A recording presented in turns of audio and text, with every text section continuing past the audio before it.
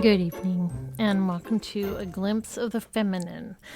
I'm your host, Tracy, and this is the last episode of July. My episode talking about Tucker was going to kind of be the end of the grief and trauma and all that. It went long, and so there were a few things that I did want to touch on and talk about. I'm going to say from the outset that this will be a shorter episode. It's going to be a little bit more free flowing because I don't have a script written. I just have some things written down that I want to talk about. And sometimes I think it's going to be short and it's not, but I think this one will probably be short. Which would be fine, right? Because the last ones have been a little bit longer. So,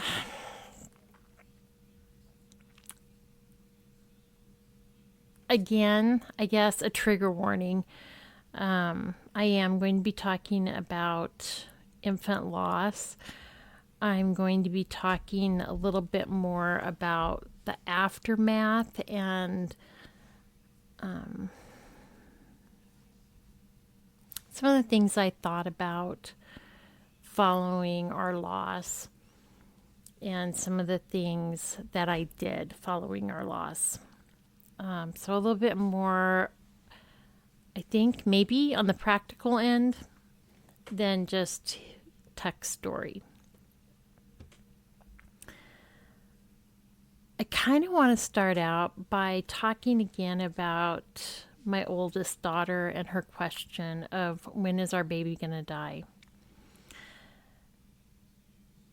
I just want to say to any parent listening, don't lie to your kids. I have always made it a practice to not lie to my kids. They get age appropriate answers, but I don't lie to them. And I am so thankful that was, I don't know if you want to call it my policy, but that is how I interact with my children. I cannot even imagine if when she came to me and asked when our baby was going to die, if I'd said, oh, our baby's not going to die. Why would you think that? Our baby won't die. Our baby will have a good long life and all this kind of stuff. And we lost him. So even as little as she was, she knew that Mama was going to tell her the truth. And of course, I had no idea at the time that our baby was actually going to die. But I am so thankful that I was honest with her in that I didn't know when. That I hoped he would have a good long life. But none of us know how many days we have.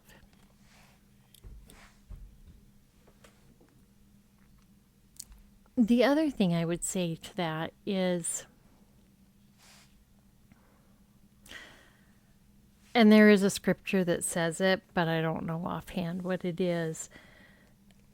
I believe that God numbers our days. From the beginning of time, each of us had a certain number of days set out for us. And so, even though Tuck never drew breath outside my womb, he lived his life as fully as he was intended to.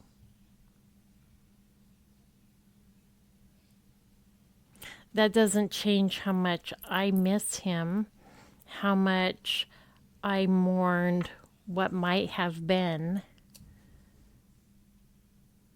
all of his growing up and assuming he would have gotten married and had children and all of that still is grieved But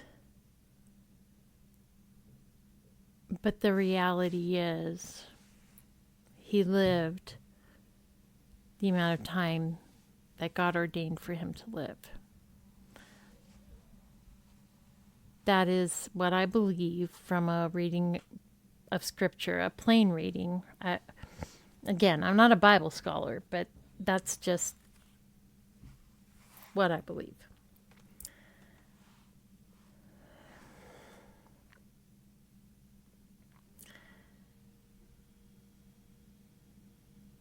The other thing I want to touch on is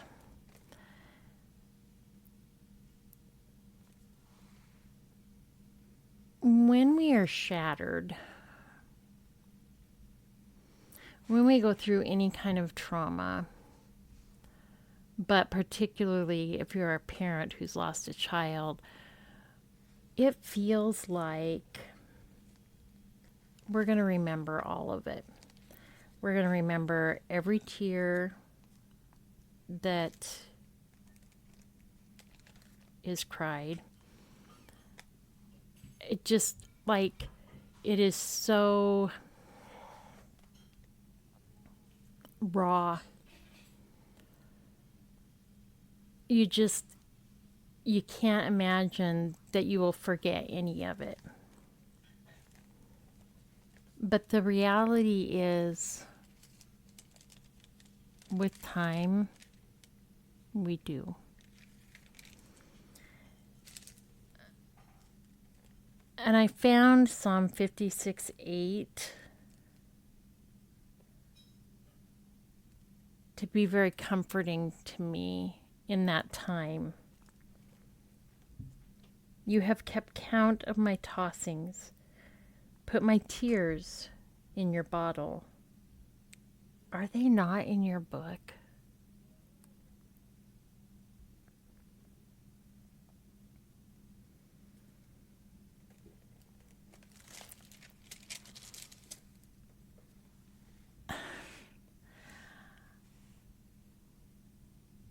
I thought at the time, like, I'm never going to forget any of this. It is burned into my memory. But it wasn't. As the years have gone on, I don't remember every tear that I cried. But God does.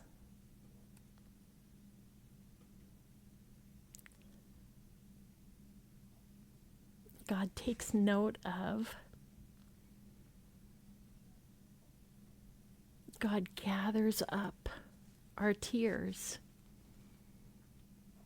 and He keeps them in a bottle. He remembers.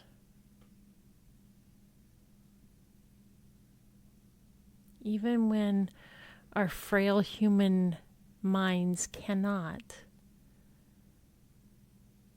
God remembers.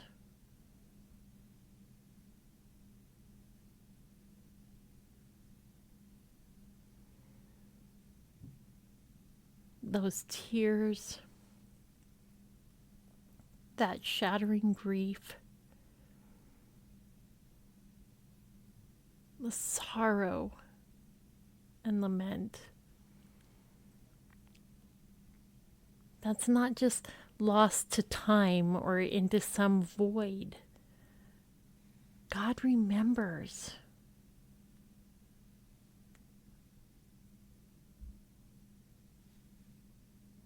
He keeps count of my tossings. Every sleepless night.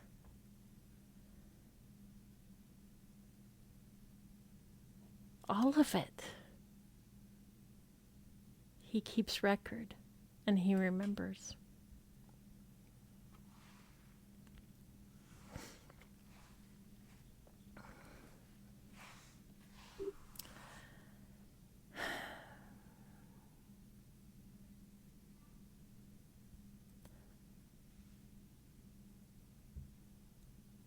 One of the things, and I think that I read it in From Grief to Glory. And I don't have a copy anymore. And so I can't do like a quote out of the book, so I apologize. But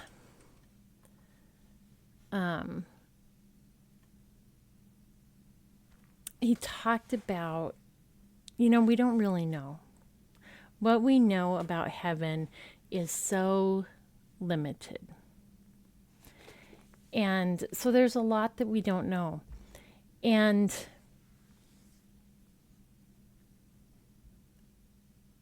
so in a way, we have some leeway in what we think.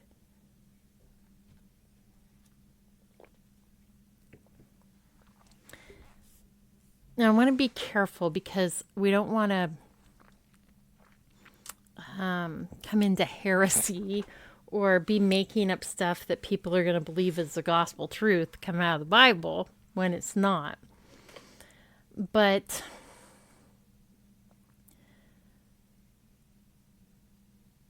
I think there are some things that we can acknowledge are not biblical truth, but might be. And if that might be can give us some comfort, then I don't know that there's anything wrong with it. And one of the things that was brought up in the book is our infants, our little children, when they get to heaven, are they all of a sudden adults? Do they stay children forever or a baby forever? Or do they grow?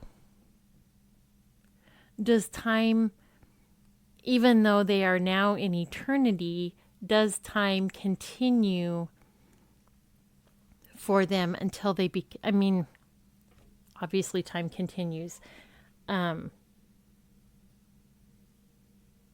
Do they continue to grow? Do they go from being an infant or a child to an adult? I don't know these things.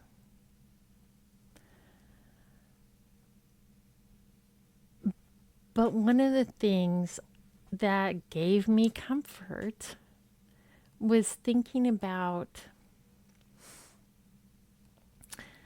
my grandma, who had passed away in 98. And she was a great grandma. She was a great grandma. She was a great grandma. But she was also a great grandma. She was wonderful. She was soft and kind and loving, and she made great cookies, and she made pancakes and waffles for dinner, and she was loving and kind and wonderful. She was all the things that a grandma should be. And she loved Jesus. So I know she's in heaven. And one of the pictures that I kind of had in my head, and I use that term loosely. Some of you have what's called a mind's eye, and you can think about something and you can see it in your head. Picture the ocean and it's right there. I don't have that. I know what the ocean looks like, but I can't actually picture it in my head. So I use the term picture loosely. But I could just see Jesus carrying my Tucker and taking him over to my grandma and saying, here's your great grandson. Take care of him and raise him. Because you're the perfect person for the job.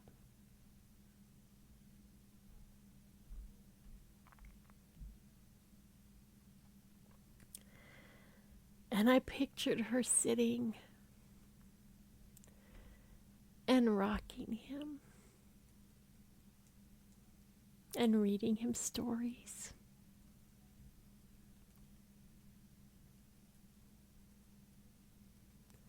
And guiding him as he grew.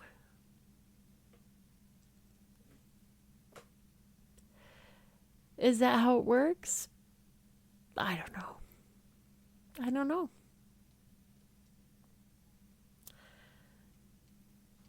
But I don't think there's harm in imagining that. I'm not telling you that's how it works. This is what Jesus does. But it's a possibility.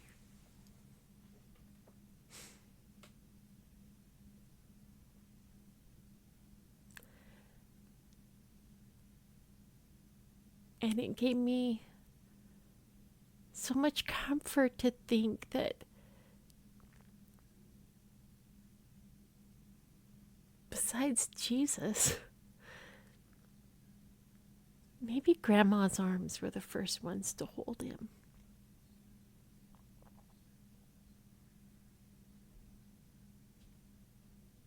And to comfort him. And tell him everything was going to be okay. Again, I don't know if that's how it works. But it helped me in my grieving to think it might be so.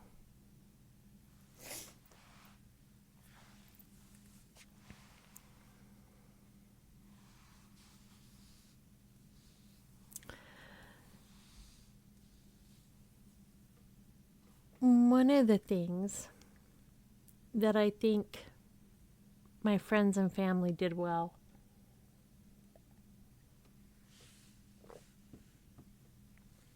was nobody rushed me.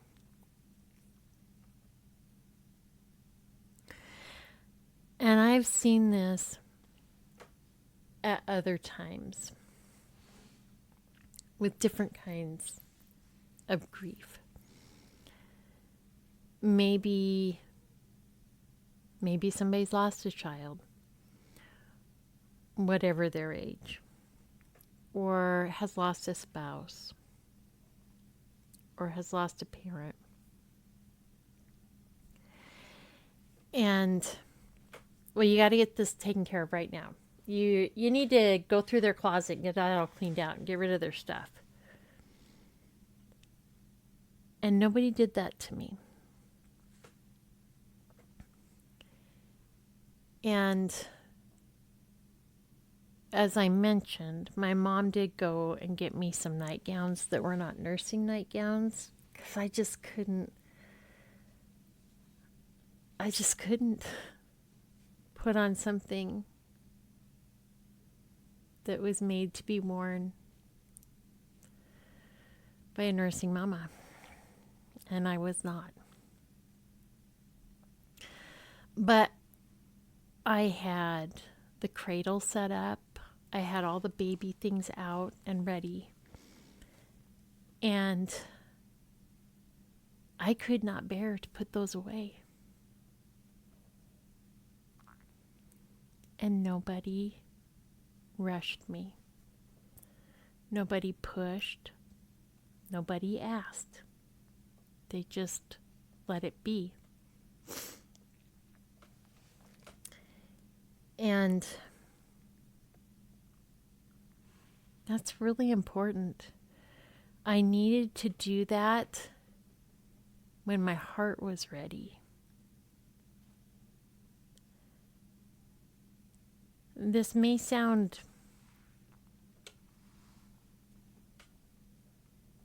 ridiculous, because obviously it was a permanent situation. But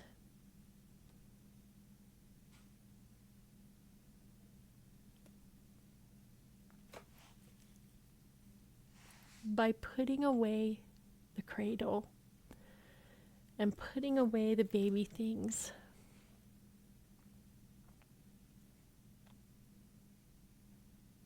I was admitting that it was done.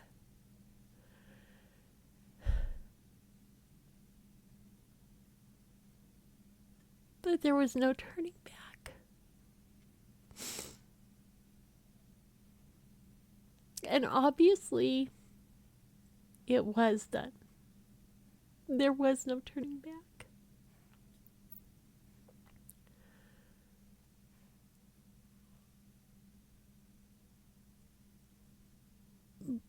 But I needed those things as they were for a while.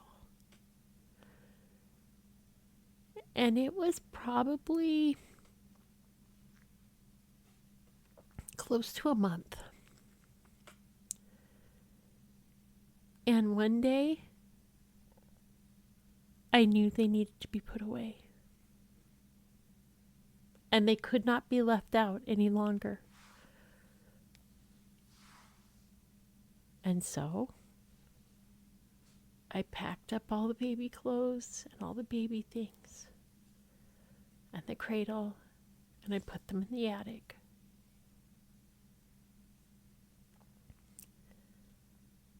But I needed to do that in my time, when I was ready.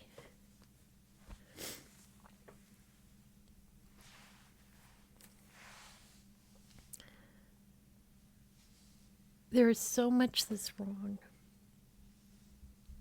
when you lose a child.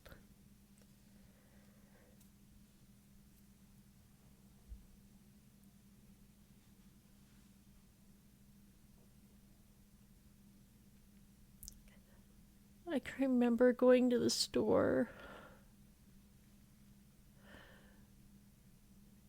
There was an exhibit for the Vietnam Memorial Wall that was traveling at that time, and we went and seeing pregnant women and thinking, this is unfair. I want a do-over.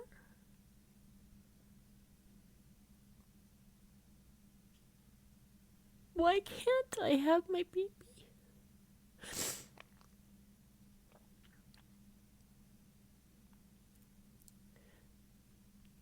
And there's never enough time. I got to hold this little body, but not long enough. So it's really, really important that in things like putting clothes away or putting the baby furniture away, that the parents get to choose when that happens. If you're a grandparent, if you're an aunt or an uncle, you don't get to make those decisions. They just need you to support them and to love on them and let them do it when their hearts are ready.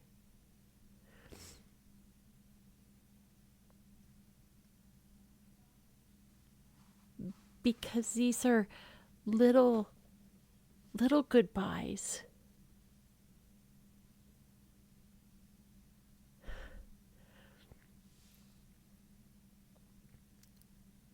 When a child dies, it's like a door is slammed shut, but it kind of bounces open a little bit. Not because the child is going to come back, but because there's little things that we hold on to that help us hold on.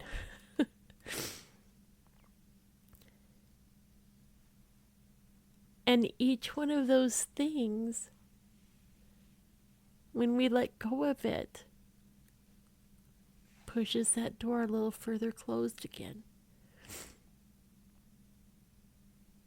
Don't rush that process for somebody. Everybody grieves in their own time and their own way.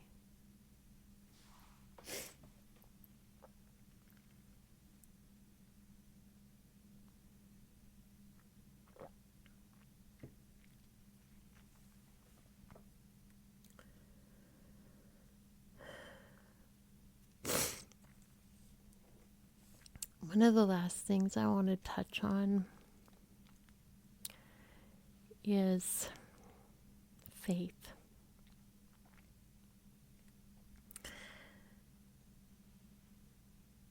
I can remember listening to a sermon,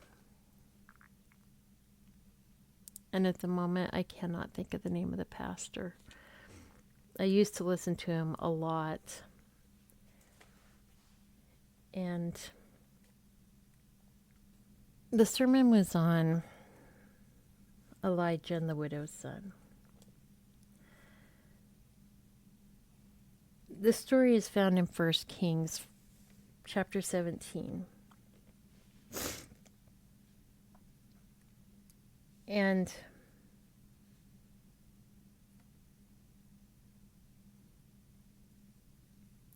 Elijah has gone and he's staying with a widow. And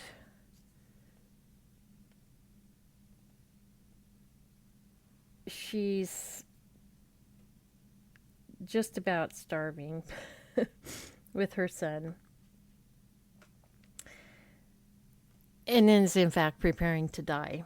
And Elijah says, "No, make me some bread and bring it to me.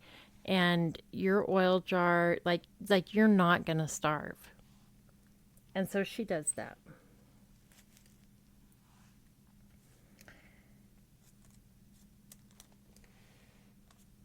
In verse 17, we pick it up. And it says, "After this, the son of the woman, the mistress of the house, became ill. And his illness was so severe that there was no breath left in him. And she said to Elijah, 'What have you against me, O man of God? You have come to bring me my sin to remembrance and to cause the death of my son.' And he said to her, 'Give me your son.' And he took him from her arms and carried him up into the upper chamber where he lodged and laid him on his own bed. And he cried to the Lord, 'O Lord, my God, have you brought calamity even upon the widow with whom I sojourn by killing her son?' And then he stretched himself upon the child 3 times and cried to the Lord, 'O Lord, my God, let this child's life come into him again.' And the Lord listened to the voice of Elijah, and the life of the child came back into him again, and he revived. And Elijah took the child and brought him down from the upper chamber into the house and delivered him to his mother. And Elijah said, 'See, your son now lives.'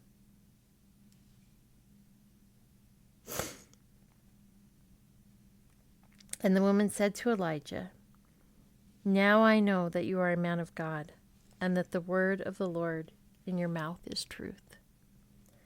That was 1 Kings 17 to 24.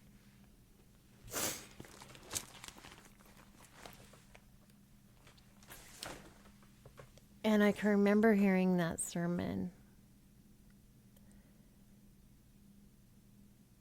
and thinking,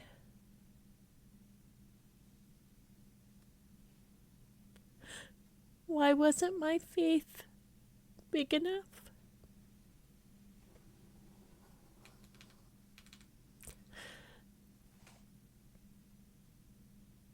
Why didn't God listen to my pleas? We begged. We begged. was the answer no.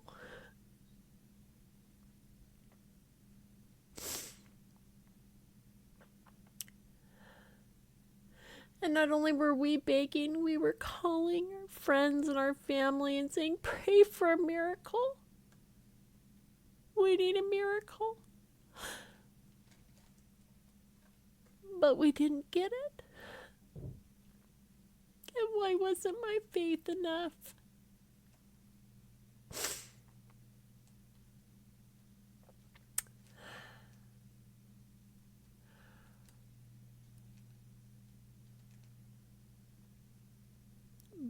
But what God showed me over the years,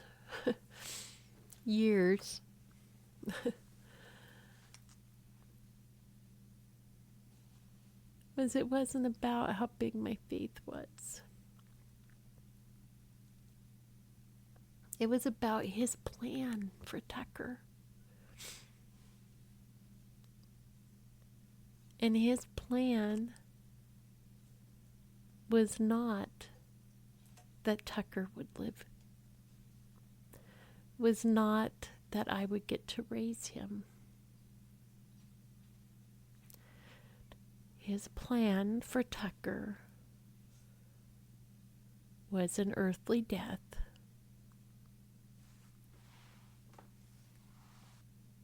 God's plan for Tucker was something that I still don't fully understand. But I know that Tucker's life has touched many people.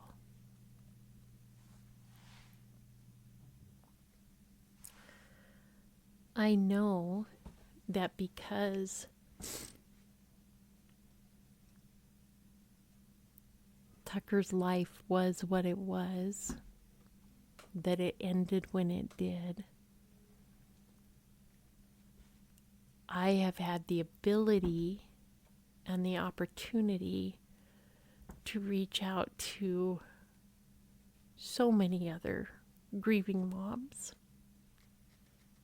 to come alongside them and let them know they're not alone.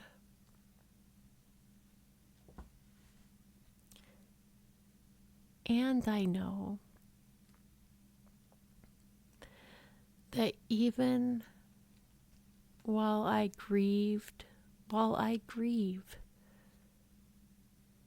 Tucker's death, he is in the presence of God, living life more abundantly than I can even imagine.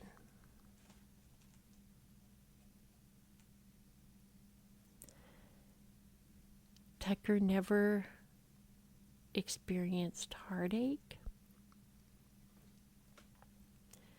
He never experienced sickness or grief. He never sinned. He never knew disappointment or sorrow. All he knew was the warmth of my womb and the glory of heaven.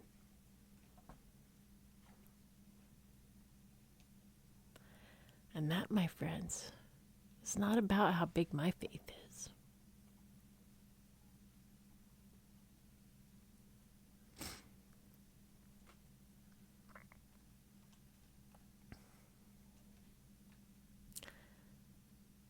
I don't know why some people get miracles.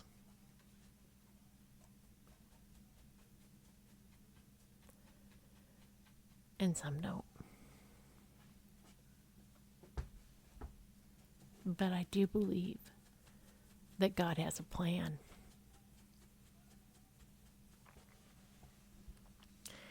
There were times that I felt cheated. In more ways than one, let's be honest. But I didn't even get to fight for Tucker. I didn't get to sit by his bedside. I didn't get to talk to doctors and talk about surgeries or any of that kind of stuff. That was just taken away. He was just taken away.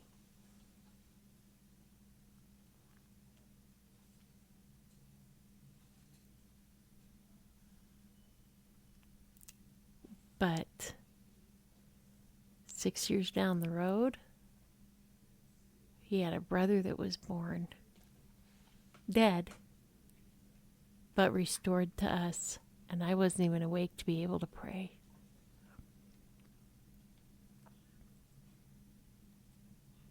And I got to fight for him every step of the way.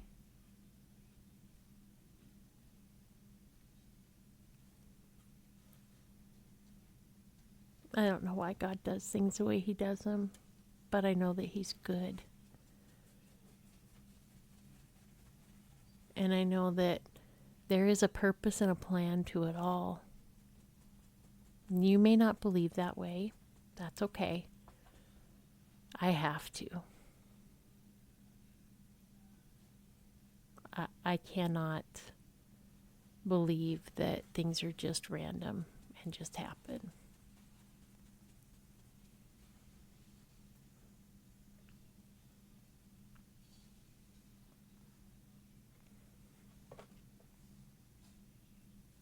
So I believe that God has a purpose and a plan.